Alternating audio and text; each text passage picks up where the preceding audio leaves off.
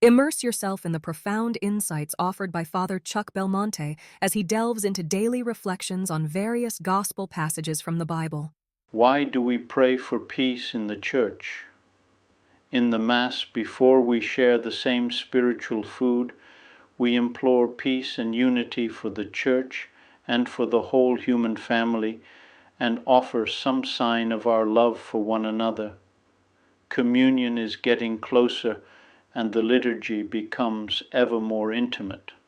While all the preceding prayers of the Mass were directed to God the Father, now for the first time the priest addresses himself directly to Jesus Christ.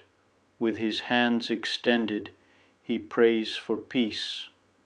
Lord Jesus Christ, who said to your apostles, "Peace I leave you, my peace I give you," look not on our sins, but on the faith of your Church, and graciously grant her peace and unity in accordance with your will. When we pronounce our Amen, we must realize that we are asking not only for our personal peace, but also for peace for the whole Church. We know that every kingdom divided against itself is heading for ruin, and a household divided against itself collapses. What a good moment now to rectify, lest the Lord find us at war with one another under the flimsy excuse of serving him better. This is a good moment to exert effort and begin to understand the reasons and attitudes of others, no matter how different they may be from ours. To love pluralism in the non-dogmatic issues, to respect the diverse viewpoints in debatable matters. How often do we try to proffer our personal solution, passing it as the gospel message, but being really just that, one more private opinion? Here is a reminder from the Second Vatican Council.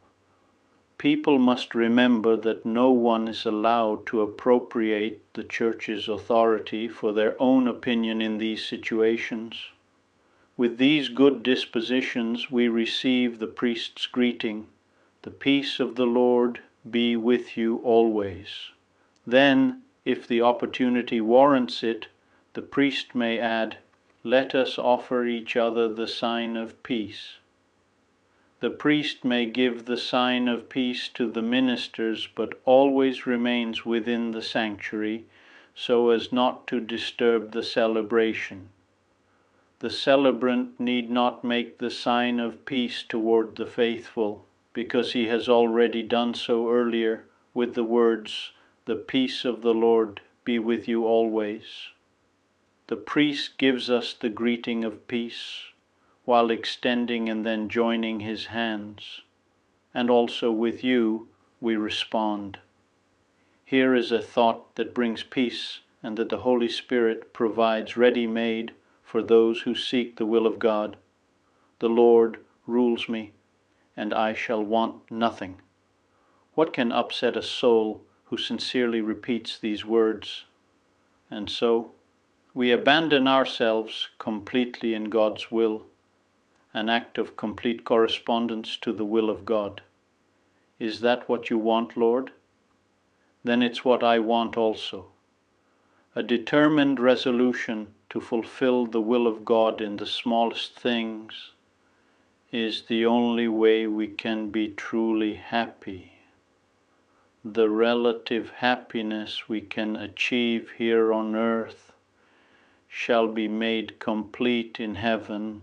I would be delighted to extend an invitation to you once again tomorrow for another insightful reflection on the gospel by Father Belmonte.